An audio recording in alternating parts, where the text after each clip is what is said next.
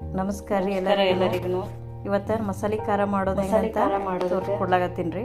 ಮಸಾಲೆ ಖಾರ ನಮ್ಮ ಕಡೆ ಮಂದಿಗೇನು ಉತ್ತರ ಕನ್ನಡ ಎಲ್ಲರಿಗೂ ಅವಶ್ಯಕತೆ ಇಲ್ಲ ಅಂತ ಅನ್ಕೊಳ್ತೀನಿ.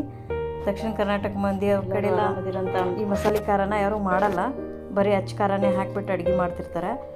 ನಮ್ಮ ಉತ್ತರ ಕರ್ನಾಟಕದಾಗ ಹಂಗಲ್ರಿ, ನಾವು ಏನಿದ್ರು ಇದು ಮಸಾಲೆ ಖಾರ ಹಾಕಿಬಿಟ್ಟೆ ಮಾಡೋದು. ಅಚ್ಚ ಖಾರ ಜಾಸ್ತಿ ಬಳಸೋದೇ ಇಲ್ಲ ನಾವು, ಹಾಗಾಗಿ ಮಸಾಲೆ ಖಾರನ ತೋರಿಸ್ತಾ ಇದ್ದೀನಿ. ಈ ಮಸಾಲೆ ಖಾರ ಹೆಂಗಂದ್ರೆ ಆಲ್ ಇನ್ ಒನ್ ಅಂತಲೇ ಹೇಳ್ಬೋದು ರೀ. ಇದು ಯಾವುದೇ ರೀತಿ ನೀವು ಸಾಂಬಾರು ಮಾಡಿರಿ ಅದಕ್ಕೆಲ್ಲ ಹಾಕ್ಕೊಳ್ಬೋದು, ಪಲ್ಯಗಳನ್ನ ಮಾಡಿರಿ ಅದಕ್ಕೂ ಹಾಕ್ಕೊಳ್ಬೋದು. ಇದಿಲ್ಲ ಅಂದರೆ ಯಾವುದೂ ಪಲ್ಯ ಮಾಡೋಕ್ಕಾಗಲ್ಲ, ನಮ್ಮ ಕಡೆ ಸಾಂಬಾರನ್ನೂ ಮಾಡೋಕ್ಕಾಗಲ್ಲ. ಮೇನ್ ಇದು ಬೇಕೇ ಬೇಕು ನಮಗೆ. ಹಾಗಾಗಿ ಇದು ಒಂದು ವರ್ಷ ಪೂರ್ತಿ ಆಗುವಷ್ಟು ಈ ಸಮರ್ ಒಳಗೆ ಮಾಡ್ಕೊಂಡು ಇಟ್ಕೊಂಡ್ಬಿಡ್ತೀವಿ ರೀ ನಾವು. ಅಂದರೆ ಅವ್ರವ್ರ ಮನೆಗೆ ಎಷ್ಟು ಕೆ ಜಿ ಹತ್ತುತ್ತೋ ನೋಡಿಬಿಟ್ಟು ಮಾಡ್ಕೊಳ್ತಾರೆ. ನಾನು ನನ್ನ ಮನೆಗೆ 2 kg ಆಗಷ್ಟು ಖಾರ ಹತ್ತೈತ್ರಿ. ಖಾರ ಅಂದರೆ ಮೆಣಸಿನ್ಕಾಯಿ. ನಮ್ಮ ಕಡೆಗೆ ಹೆಂಗಂದ್ರೆ ಇವತ್ತು ಯಾವುದೇ ಪಲ್ಯ ಮಾಡಲಿಲ್ಲ ಅಂದರೂ ಪರವಾಗಿಲ್ಲ, ರೊಟ್ಟಿ ಜೊತೆಗೆ ಈ ಮಸಾಲೆ ಖಾರ ಅದ್ರ ಮೇಲೆ ಸ್ವಲ್ಪ ಎಣ್ಣೆ ಅಥವಾ ತುಪ್ಪ ಯಾವುದಾದ್ರೂ ಒಂದು ಸ್ವಲ್ಪ ಹಾಕ್ಕೊಂಡು ತಿಂದರೆ ಸ್ವರ್ಗ ರೀ. ಯಾವ ಪಲ್ಯನೂ ಬೇಡ, ಆ ಥರ ಟೇಸ್ಟ್ ಕೊಡ್ತೈತಿ ಇದು. ಯಾವುದ್ರ ಜೊತೆಗೂ ಹಚ್ಕೊಳ್ಬೋದು, ಅಷ್ಟು ಟೇಸ್ಟಿಯಾಗಿರ್ತೈತಿ ಇದು. ಈ ಮಸಾಲೆ ಖಾರನ ಹೆಂಗೆ ಮಾಡೋದಂತ ನೋಡಿರಿ. ಆಮೇಲೆ ನಿಮ್ಮ ಕಡೆನೂ ಇದನ್ನೆಲ್ಲ ತರಿಸ್ಕೊಂಡು ಮಾಡ್ಕೊರಿ. ದಕ್ಷಿಣ ಕರ್ನಾಟಕದ ಮಂದಿ ಅದೆಲ್ಲ ಇದು ಮಸಾಲೆ ಖಾರ ಕಡಿಮೆಲ್ಲ ಮಾಡೋದು ರೂಢಿ ಇರಲ್ಲ. ಹಾಗಾಗಿ ಈ ವಿಡಿಯೋನ ನೋಡಿ ಮಾಡ್ಕೊರಿ ಅಂತ ಹೇಳೋದಕ್ಕೆ ಇಷ್ಟಪಡ್ತೀನಿ. ಹಂಗೆ ತಡ ಮಾಡೋದು ಯಾಕ್ರಿ, ಬರ್ರಿ ಏನೇನು ಇಂಗ್ರೀಡಿಯೆಂಟ್ ಬೇಕಾಗ್ತಾವೆ ನೋಡಿರಿ, ನೋಡಿ ನೀವು ಮಾಡ್ಕೊಳ್ರಿ. ಇಲ್ಲಿ ನೋಡ್ರಿ, ಮಸಾಲೆ ಖಾರ ಮಾಡೋಕ್ಕೆ ಇಷ್ಟೆಲ್ಲ ಸಾಮಗ್ರಿಗಳು ಬೇಕಾಗ್ತಾವ್ರಿ ನಮಗೆ. ಮಸಾಲೆ ಖಾರ ಮಾಡೋದಂದ್ರೆ ಅದೊಂದು ದೊಡ್ಡ ಕೆಲಸನೇ ಅಂತ ಅಂದ್ಕೊಳ್ತೀವಿ ನಮ್ಮ ಸೈಡಿಗೆ. ಯಾಕಂದ್ರೆ ಒಂದಿನ ಪೂರ್ತಿನೇ ಹೋಗ್ತೈತ್ರಿ ಇದು ಮಸಾಲೆ ಖಾರ ಮಾಡೋದಂದ್ರೆ. ಈಗ ನೋಡ್ರಿ ನಿಮ್ಗೆ ಒಂದೊಂದಾಗಿ ತೋರಿಸ್ಕೊತ ಹೋಗ್ತೀನಿ. ಅರ್ಧ kg ಬೆಳ್ಳುಳ್ಳಿನ ಸುಲಿದು ನಾನು ಇಲ್ಲಿ ಇಟ್ಟಿದ್ದೀನಿ. ಬೆಳ್ಳುಳ್ಳಿನ ಹಿಂದಿನ ದಿನಾನೇ ಸುಲಿದು ಇಟ್ಕೊಳ್ಬೋದು. ಆಮೇಲೆ ಅರ್ಧ kg ಹವೇಜು ಅಂದ್ರೆ ಧನಿಯಾ ಅಂತೀವಿ ನೋಡ್ರಿ, ಧನಿಯಾ ಬೀಜ ಅಂತೀವಲ್ಲ ಅದು ಅರ್ಧ kg. ಆಮೇಲೆ ಕೊಬ್ಬರಿ 1 kg ತೊಗೊಂಡಿದ್ದೀನಿ ನಾನಿಲ್ಲಿ. ಉಳ್ಳಿಗಡ್ಡಿನ 2 kg ತೊಗೊಂಡು ಕಟ್ ಮಾಡಿ ಇಟ್ಟಿದ್ದೀನಿ. ಉಳ್ಳಿಗಡ್ಡಿ ಸ್ವಲ್ಪ ದಪ್ಪಗೆ ಕಟ್ ಮಾಡ್ಕೊಂಡ್ರೆ ನಡಿತೈತ್ರಿ, ಅಷ್ಟೊಂದೇನು ಸಣ್ಣ ಮಾಡೋ ಅವಶ್ಯಕತೆ ಇಲ್ಲ. ಯಾಕಂದ್ರೆ ಅದನ್ನ ನಾವು ಹುರ್ಕೊಳ್ತೀವಿ ಎಣ್ಣೆಯೊಳಗೆ, ಹುರಿದ್ಮೇಲೆ ತಾನೇ ಸಣ್ಣ ಆಗಿಬಿಡ್ತೈತಿ, ನಡಿತೈತ್ರಿ. ಅಷ್ಟು ದಪ್ಪನೇ ಕಟ್ ಮಾಡಿ ಇಟ್ಕೊಳ್ಬೋದು ಅದನ್ನು. ಆಮೇಲೆ ಒಂದು 3 ಕಟ್ ಆಗಷ್ಟು ನಾನು ಕರಿಬೇವನ್ನ ತೊಗೊಂಡಿದ್ದೀನಿ ಇಲ್ಲಿ.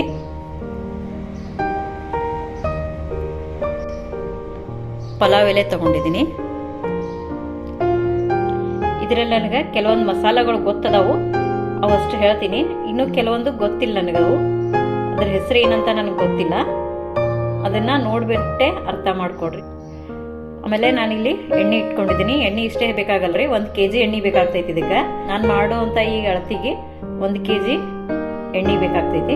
ನಾನಿಲ್ಲಿ ಸ್ವಲ್ಪ ಇಟ್ಟಿದ್ದೀನಿ. ಕಲ್ಲು ತಗೊಂಡಿದ್ದೀನಿ, ಮೆಂತೆ ತಗೊಂಡಿದ್ದೀನಿ. ಆಮೇಲೆ ಇಲ್ಲಿ ಸಾಸಿವೆ ಥರನೇ ಅದಾವ್ರಿ ಇವು. ಇದೇನಂತ ನನಗೆ ಗೊತ್ತಿಲ್ಲ. ಇದು ನೋಡೋಕೆ ಸಾಸಿವೆ, ಸಣ್ಣ ಸಾಸಿವೆ ಬರ್ತಾವಲ್ಲ ಆ ಥರನೇ ಬರ್ತೈತಿ ಇದು. ಇದ್ರ ಹೆಸರು ನನಗೆ ಗೊತ್ತಿಲ್ಲ. ಆಮೇಲೆ ಸಾಸಿವೆ ಅರ್ಧ ಬಟ್ಲು, ಇದು ಶಾಜೀರಿಗೆ ಸಣ್ಣ ಬಟ್ಲಿಂದ ಅರ್ಧ ಬಟ್ಲದ. ಆಮೇಲೆ ಇದು ಕಾಳು ಮೆಣಸ್ರಿ, ಇದು ಕೂಡ ಅಷ್ಟೇ ಅರ್ಧ ಬಟ್ಲದ. ಆಮೇಲೆ ಇದು ಪತ್ರಿ ಹೂವು ಅಂತಾರೆ, ಅದು ಇರ್ಬೋದು ಇದು. ಆಮೇಲೆ ಇದು ಜೀರಿಗೆ, ನಾವು ಡೈಲಿ ಏನು ಉಪಯೋಗಿಸ್ತೀವಲ್ಲ ಅಡುಗೆಗೆ ಆ ಜೀರಿಗೆ. ಇದು ಇಂಗ್ರಿ, ಒಂದು 1/4 kg ಆಗಷ್ಟು ಹಸಿ ಶುಂಠಿ. ಇಲ್ಲಿ ಇನ್ನಷ್ಟು ಮಸಾಲೆಗಳು ಅದಾವ್ರಿ. ಅರಿಶಿನ ಸ್ವಲ್ಪ ತೊಗೊಂಡಿವಿ.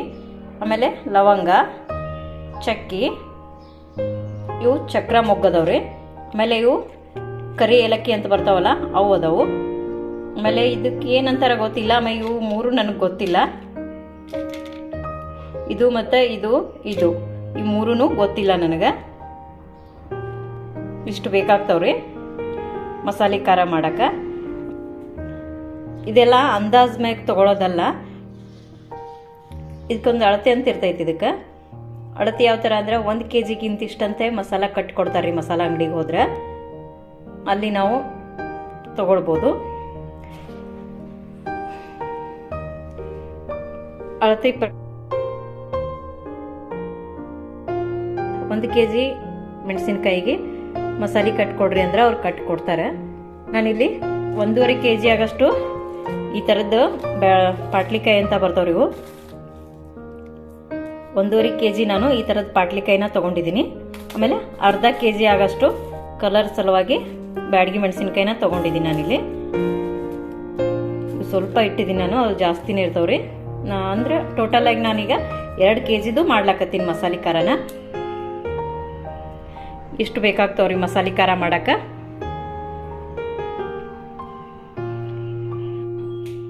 ಈ ವಿಡಿಯೋ ಸ್ವಲ್ಪ ದೊಡ್ಡದೇ ಆಗ್ತೈತ್ರಿ, ಯಾಕಂದ್ರೆ ಇವೆಲ್ಲ ಮಸಾಲಗಳನ್ನ ಇನ್ಮೇಲೆ ಹುರ್ಕೊಳ್ಬೇಕಾಗ್ತೈತಿ. ಪ್ರತಿಯೊಂದೂ ಹುರಿಬೇಕು.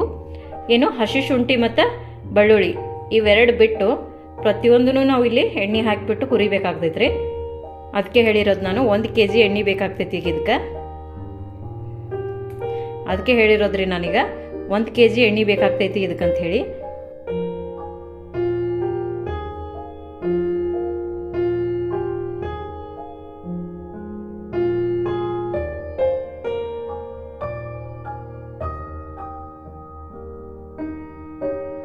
ಈಗ ಒಂದೊಂದಾಗಿ ಎಲ್ಲಾನು ಹುರಿತೀನಿ. ಆಮೇಲೆ ನಾನು ನಿಮಗೆ ಇನ್ನೊಂದು ಹೇಳೋದನ್ನ ಮರ್ತಿದ್ದೀನಿ. ಇಲ್ಲಿ ಅರಿಶಿನ ಏನು ತೊಗೊಂಡಿದ್ದೀವಿ ನೋಡ್ರಿ, ಇದನ್ನು ಸಣ್ಣಗೆ ಕುಟ್ಬಿಟ್ಟು ಸಣ್ಣಗೆ ಪೀಸ್ ಮಾಡ್ಕೊಳ್ಬೇಕ್ರಿ. ಆಮೇಲೆ ಇದನ್ನು ಹುರ್ಕೊಳ್ಬೇಕಾಗ್ತೈತಿ. ನಾವು ಹಾಗೆ ಹುರಿಯೋಂಗಿಲ್ರಿ, ಉಳಿದಿರೋದನ್ನೆಲ್ಲ ಹಾಗೆ ಹುರ್ಕೊಳ್ಬೋದು. ಅರಿಶಿನ ಮಾತ್ರ ಸಣ್ಣಗೆ ಕುಟ್ಬಿಟ್ಟು ಹುರಿಬೇಕಾಗ್ತೈತಿ.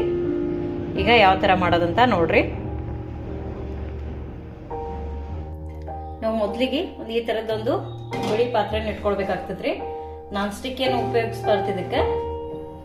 ಈಗ ಫಸ್ಟಿಗೆ ನಾನು ಎಣ್ಣೆ ಹಾಕಿ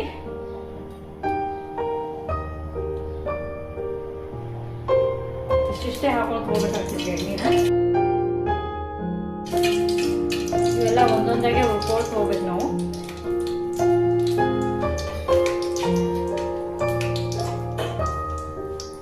ಸೈಡಿಗೊಂದು ಈ ತರದ ಬುಟ್ಟಿನ ಇಟ್ಕೊಳ್ಬೇಕಾಗ್ತೈತ್ರಿ. ಯಾಕಂದ್ರೆ ಅವು ಹುರಿದು ಅದ್ರೊಳಗೆ ಹಾಕೊಳ್ತಾ ಹೋಗ್ಬೇಕು.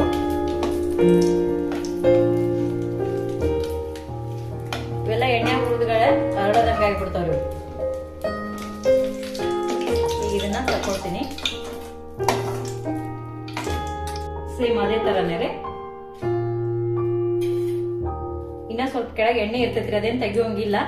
ಹಂಗೆ ಸ್ವಲ್ಪ ಸ್ವಲ್ಪ ಹಾಕೊಳ್ತಾನೆ ಹೋಗ್ಬೇಕು. ಆಮೇಲೆ ಇದು ಹಾಕೊಳ್ಬೇಕು. ಈಗ ಇದೇ ತರಾನೇ ಒಂದು ಹುರ್ಕೊಳ್ತಾ ಹೋಗ್ಬೇಕಾಗ್ತೈತ್ರಿ. ಉರಿ ಮಾತ್ರ ಜೋರಾಗಿ ಇಟ್ಕೊಳ್ಬಾರ್ದು. ಇದನ್ನ ಮೀಡಿಯಂ ಉರಿಯಲ್ಲೇ ಇಟ್ಕೊಂಡು ಹುರ್ಕೊಳ್ಬೇಕಾಗ್ತೈತಿ. ಇದಕ್ಕೆ ಇದೊಂದು ಇದಕ್ಕೆ ಹೇಳ್ತಾ ಇಲ್ಲ ನಾನು. ಪ್ರತಿಯೊಂದು ಮಸಾಲೆಗೂ ಅಷ್ಟೇ ಅಲ್ಲಿರುವಂತ ಮಸಾಲೆಗಳೇನಿದಾವಲ್ಲ ಎಲ್ಲವನ್ನೂ ಅಷ್ಟೇ ಈ ತರ ಸಣ್ಣ ಉರಿಯಲ್ಲೇ ಇಟ್ಕೊಂಡು ಹುರ್ಕೊಳ್ಬೇಕಾಗ್ತೈತಿ ನಾವು.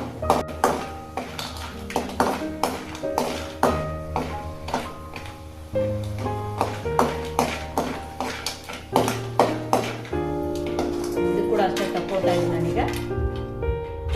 ನನ್ನ ಚಕ್ಕೆ ಏನವ ನೋಡ್ರಿ ಅವಕ್ಕನ್ನ ಹಾಕೊಳ್ತೀನಿ ನಾನು. ಈ ಮಸಾಲಾನ ಹುರ್ಕೊಳ್ಬೇಕಾದ್ರೆ ಟೈಮ್ ಭಾಳ ಹೋಗ್ತೈತ್ರಿ.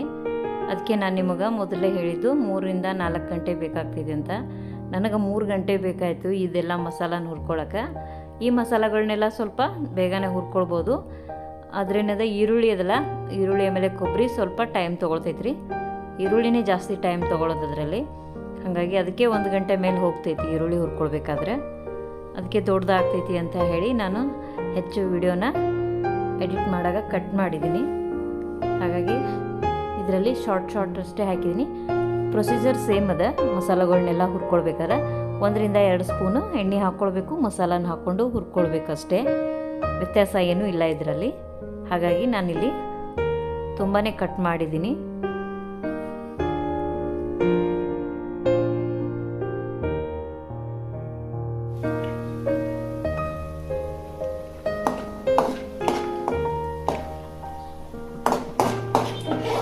ಇದು ಕೂಡ ಅಷ್ಟೇ ತಗೊಳ್ತಾ ಇದ್ದೀನಿ.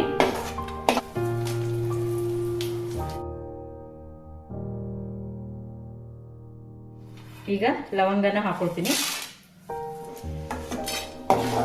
ಈ ಮಸಾಲ ಹುರಿಬೇಕಾದ್ರೆ ಸಿಕ್ಕಾಪಟ್ಟೆ ಘಮ ಬರ್ತೈತ್ರಿ.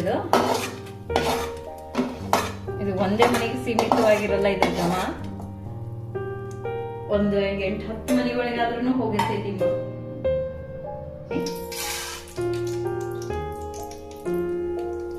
ಪಲಾವ್ ಎಲೆ ಅದನ್ನ ಹಾಕೊಳ್ತಿದ್ದೀನಿ.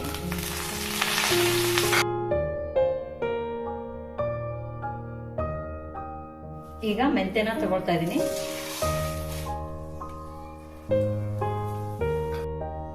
ನಾವಿಲ್ಲಿ ಹುರಿಯುವಂಥ ಮಸಾಲೆಗಳೇನದಾವಲ್ಲ ಅವೆಲ್ಲಾನು ಅಷ್ಟೇ ಕೆಂಪಗಾಗೋ ತನಕ ಹುರ್ಕೊಳ್ಬೇಕಾಗ್ತೈತಿ. ಸ್ವಲ್ಪ ಏನಾದರೂ ಕಡಿಮೆ ಆಯಿತು ಅಂದರೆ 1 ವರ್ಷದ ತನಕ ಇಡಬೇಕಾಗ್ತೈತ್ರಿ ಈ ಮಸಾಲ ಖಾರನ. ಅದು ಕೆಟ್ಟು ಹೋಗ್ತೈತಿ. ಅದಕ್ಕೆ ಹೇಳೋದು ಪೂರ್ತಿಯಾಗಿ ಕೆಂಪಗಾಗೋ ತನಕ ಹುರ್ಕೊಳ್ಬೇಕು. ಅದ್ರ ಘಮ ಬಿಟ್ಕೊಳ್ತೈತಿ. ಯಾವುದೇ ಮಸಾಲ ಇರಲಿ ಅದನ್ನು ಹುರಿಯುವಾಗ ಪೂರ್ತಿಯಾಗಿ ಹುರಿತು ಅಂದ್ರೆ ಅದು ಅದ್ರ ಘಮನ ಬಿಟ್ಕೊಂಡಿರ್ತೈತಿ. ಅವಾಗ ತಗೊಳ್ಬೇಕಾಗ್ತೈತಿ. ನಾವು ಇದನ್ನು ಹಾಕೊಳ್ತಿದ್ದೀನಿ.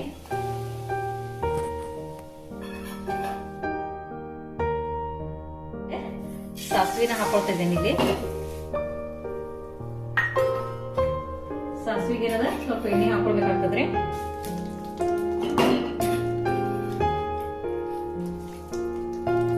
ಇದು ಅಷ್ಟೇ ಎಣ್ಣೆ ಒಳಗೆ ಅರಳ್ಬೇಕ್ರಿ. ಇದನ್ನು ಹುರಿದು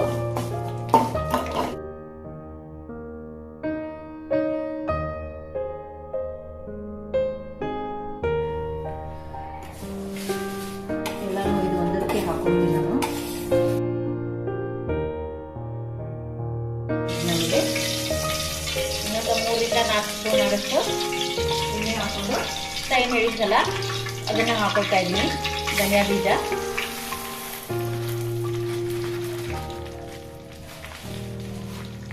ಈಗ ಇದಕ್ಕೆ ಇನ್ನೂ ಸ್ವಲ್ಪ ಜಾಸ್ತಿನೇ ಬೇಕಾಗ್ತದ್ರಿ ಎಣ್ಣೆ.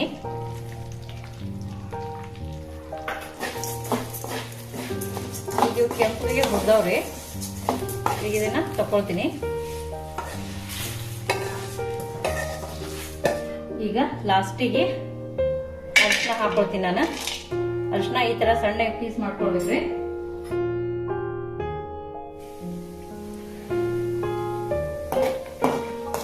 ಸ್ವಲ್ಪ ಕಲರ್ ಚೇಂಜ್ ಆದಗಳನ್ನ ತೆಗಿಬೇಕು ಇದನ್ನ.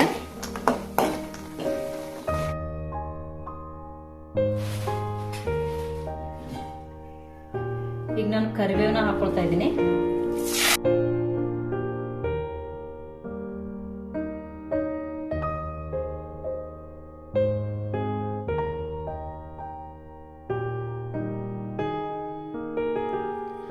ಇಲ್ಲಿ ಕೂಡ ಸ್ವಲ್ಪ ಹೆಚ್ಚಿಗೆ ಟೈಮ್ ತಗೊಳ್ತೈತ್ರಿ.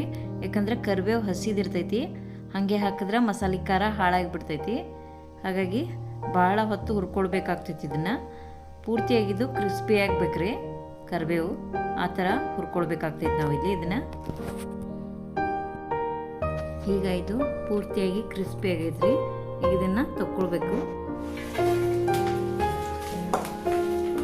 ಅದೇ ಪಾತ್ರೆಗೆ ನಾವು ಕೊಬ್ಬರಿನ ಹಾಕೊಳ್ಬೇಕಾಗ್ತೈತ್ರಿ. ಕೊಬ್ಬರಿನ ಇಲ್ಲಿ 1 kg ಅದಾಗ 2 ಸಲ ಹುರ್ಕೊಳ್ತೀನಿ ರೀ.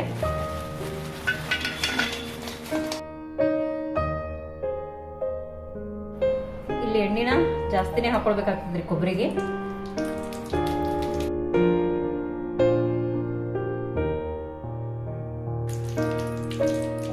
ಎಣ್ಣೆಯೊಳಗೆ ಹುರ್ಕೊಳ್ಬೇಕು.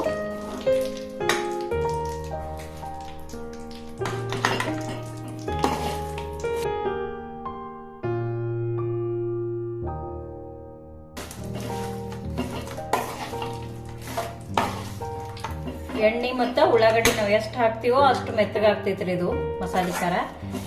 ಉಳ್ಳಾಗಡ್ಡಿ ಮತ್ತು ಕೊಬ್ಬರಿ ಮತ್ತು ಉಳ್ಳಾಗಡ್ಡಿನ ಕಡಿಮೆ ಹಾಕ್ದೇವಂದ್ರೆ ಉದ್ರಾಗಿ ಆಗಿಬಿಡ್ತೈತ್ರಿ ಖಾರ. ಅಷ್ಟು ಚಲೋ ಅನ್ಸಲ್ಲದು. ನೋಡ್ರಿ ಕಲರ್ ಸ್ವಲ್ಪ ಚೇಂಜ್ ಆಗ್ಲಕತ್ತು ಕೊಬ್ಬರಿದು. ಎಲ್ಲಾನು ಅಷ್ಟೇ ಕೆಂಪಗೆ ಹುರ್ಕೊಳ್ಬೇಕಾಗ್ತೈತ್ರಿ ಇದು. ಈಗ ನೋಡ್ರಿ ಇಷ್ಟು ಕೆಂಪಗೆ ಆಗ್ಬೇಕು. ಇಷ್ಟು ಕೆಂಪಗಾದ್ಮೇಲೆ ತಕ್ಕೊಳ್ಬೇಕಾಗ್ತೈತಿ ನಮ್ಗೆ. ಈಗ ಇಷ್ಟು ಎಣ್ಣೆ ಅದರ ಇದ್ರೊಳಗ ಇನ್ನೊಂದ್ಸಲ ಹಾಕೊಂಡು ನಾನು ಹುರ್ಕೊಳ್ತೀನಿ.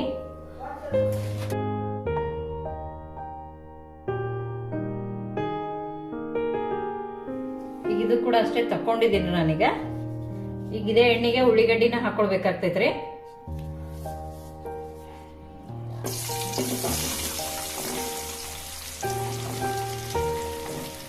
ಇದಕ್ಕೆ ಜಾಸ್ತಿ ಟೈಮ್ ತಗೋತೈತ್ರಿ ಹುರಿಲಾಕ. ಉಳ್ಳಿಗಡ್ಡಿ ಹುರಿಯೋದಕ್ಕೆ ಭಾಳ ಟೈಮ್ ತಗೋತೈತ್ರಿ ಇದು. ಇದನ್ನು ಅಷ್ಟೇ 2 ಸಲ ಹುರ್ಕೊಳ್ತೀನಿ ನಾನು. ಇದಕ್ಕೆ ಇನ್ನೊಂದು ಸ್ವಲ್ಪ ಎಣ್ಣೆ ಹಾಕೊಳ್ಬೇಕ್ರಿ ಮ್ಯಾಲ.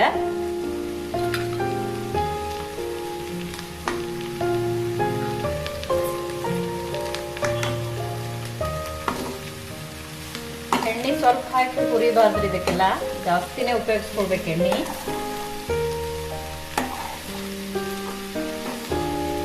ಅರ್ಧದ ನಾನು ಎಷ್ಟು ತೊಗೊಂಡಿದ್ನಲ್ಲ ಉಳ್ಳಿಗಡ್ಡಿ, ಅದರ ಅರ್ಧದಷ್ಟು ಆಗಬೇಕ್ರಿ ಇದು ಹುರಿದ್ಮೇಲೆ.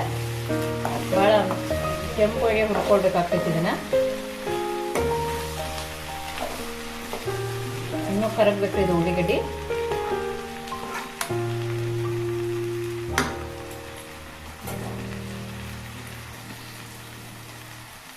ಉಳ್ಳಿಗಡ್ಡಿನ ನಾವು ಎಷ್ಟು ಕೆಂಪು ಹುರ್ಕೊಳ್ತೀವೋ ಅಷ್ಟು ಒಳ್ಳೇದು. ಸ್ವಲ್ಪ ಹಸಿ ಉಳಿತು ಅಂದರೆ ಮಸಾಲೆ ಖಾರ ಎಲ್ಲ ಹಾಳಾಗ್ಬಿಡ್ತೈತ್ರಿ. ಭಾಳ ಕೆಂಪು ಹುರ್ಕೊಳ್ಬೇಕು, ಇನ್ನೂ ಹುರಿಬೇಕು ಇದನ್ನ. ಈಗ ಹುರಿದಿಟ್ಟಿರುವಂಥ ಎಲ್ಲ ಮಸಾಲ ಪದಾರ್ಥಗಳನ್ನು ಮಷಿನ್ಗೆ ಹಾಕಿಸ್ಕೊಂಡು ಬಂದೀವ್ರಿ. ಮಷಿನ್ಗೆ ಹಾಕೊಳ್ಳುವಾಗ ನಾನು ಒಂದು ವಿಡಿಯೋ ಮಾಡಿದ್ದೆ, ಅದು ಕ್ಲಿಪ್ಪಿಂಗ್ಸ್ ಡಿಲೀಟ್ ಆಗೈತಿ. ಹಾಗಾಗಿ ಇಲ್ಲೇ ಅದನ್ನ ಆ್ಯಡ್ ಮಾಡೋಕ್ಕಾಗಲಿಲ್ಲ. ಸೊ ಡೈರೆಕ್ಟಾಗಿ ನಾನು ಖಾರನೇ ತೋರಿಸ್ತಾ ಇದ್ದೀನಿ. ಹಾಗೆ ನಾನು 1 kg ಅಷ್ಟು ಕೆಂಪು ಖಾರನೂ ಮಾಡಿಸಿದೆ. ಅಚ್ಚ ಖಾರ ಏನಂತಾರಲ್ಲ ಅದನ್ನು ರೀ. ಇದು ಮಸಾಲೆ ಖಾರ, ಮಸಾಲ ಮತ್ತು ಮೆಣಸಿನ್ಕಾಯಿ ಎರಡೂ ಸೇರಿಸ್ಬಿಟ್ಟು ಇಷ್ಟ ಆಗೈತ್ರಿ. ಜಾಸ್ತಿ ಆಗಿಬಿಡ್ತೈತೆ ಅದು ಮಸಾಲ ಎಲ್ಲ ಸೇರಿಬಿಟ್ಟು ಜಾಸ್ತಿನೇ ಆಗಿಬಿಡ್ತೈತಿ. ಹಾಗಾಗಿ 1 ವರ್ಷದ ತನಕ ಆಗ್ತೈತಿ ಈ ಮಸಾಲ ನನಗೆ. ಈ ಮಸಾಲೆ ಖಾರ ಮಾಡೋ ವಿಧಾನ ನಿಮಗೇನಾದರೂ ಇಷ್ಟ ಆಗಿತ್ತು ಅಂದರೆ ಲೈಕ್ ಮಾಡಿರಿ, ಶೇರ್ ಮಾಡಿರಿ, ಕಮೆಂಟ್ ಮಾಡಿರಿ. ವಿಜು ವ್ಲಾಗ್ಸ್ನ ಸಬ್ಸ್ಕ್ರೈಬ್ ಮಾಡಿರಿ ಅಂತ ಹೇಳ್ತಾ ಈ ವಿಡಿಯೋನ ಇಲ್ಲಿಗೆ ಎಂಡ್ ಮಾಡ್ತಾಯಿದ್ದೀನಿ. ನಮಸ್ಕಾರ.